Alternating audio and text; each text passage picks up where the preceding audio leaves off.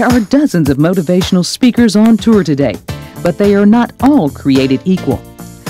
Some are good, while others are better, but only a few are described as the best. I'd like you to meet one of the best, Mr. James Parker. James has been motivating, training, and teaching for the past 10 years. He's a powerhouse, a walking stick of dynamite. His energy is explosive and contagious. James will captivate you as he magically mixes humor with his common sense approach to managing life's challenges. James has been associated with the Zig Ziglar Corporation and has traveled the world delivering motivational presentations and seminars. Once you hear him speak, your life will never be the same. His words will challenge your thinking while motivating and inspiring you to new heights. Ladies and gentlemen, James Parker. Make it happen.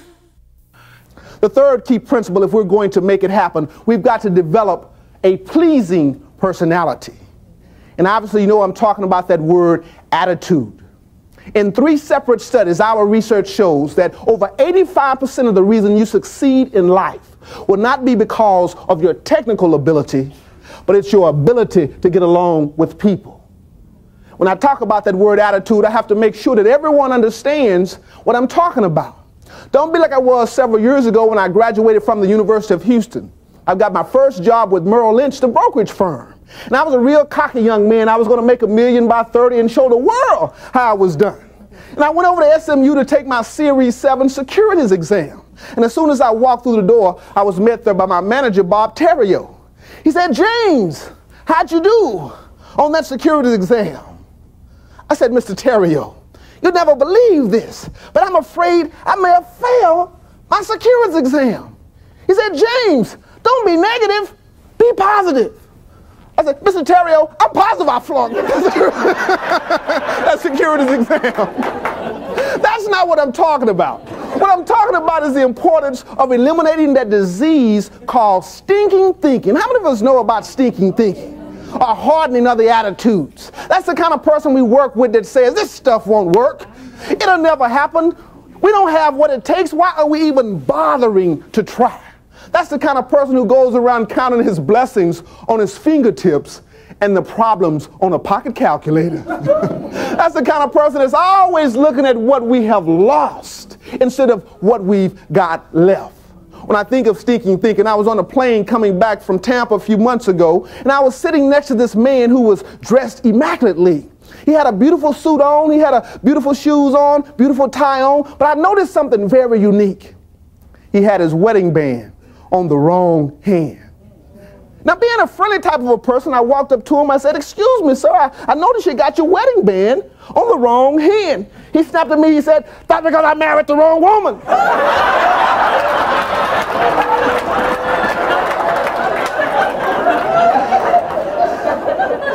Now, I don't know if he married the right or the wrong woman or not. But there's one thing I do know: with that type of attitude, he's not going to be married for long.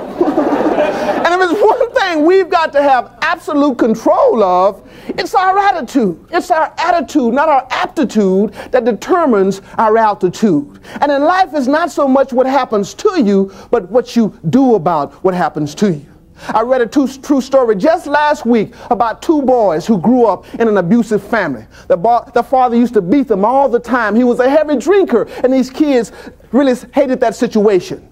But as they grew up, they split up. One went to the West Coast and one went to the East Coast. And finally, a psychologist decided to study what happens to abusive kids. So he did an interview of the kids. And it was so amazing that one was a non-drinker, a non-smoker, and the other drunk like a fish. But they both gave the exact same answer. With a father like mine, what else could you expect?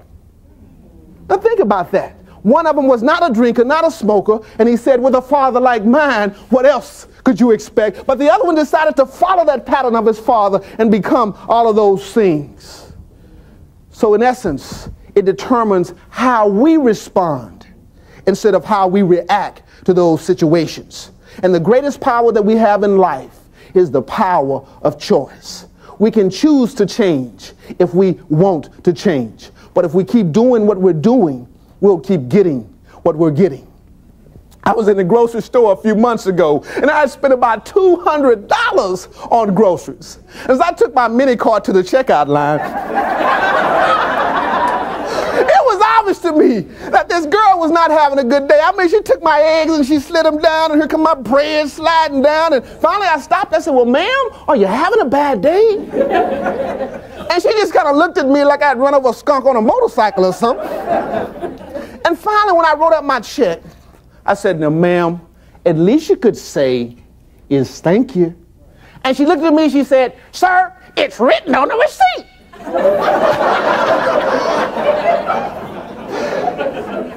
And you know, I just laughed, because that's the way the best customers will do. Your best customers are not the ones who complain. They're not the ones who go to management to try to get you fired. They just smile and go right down the street to somebody else who will appreciate the business. And most people don't realize many times we can spend $10,000 trying to get one new customer in our business. And that customer can be lost in 10 seconds, all because of one employee with a bad attitude. And many times it can take 10 years, if ever, to get that business back. Because they go down the street and they tell everybody about how bad service they received at this establishment.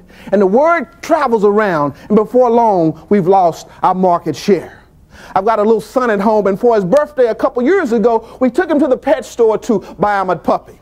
And he was so excited because he knew exactly where the pet store was. And as soon as we got to town, he smiled, he took off running, and he ran up to the window of that pet store. But I noticed something very unique. His beautiful smile had turned into an ugly frown. And I walked up to James. I said, "James, son, please get that ugly frown off your face." And he turned around and pointed to that bulldog. He said, "Daddy, he started it."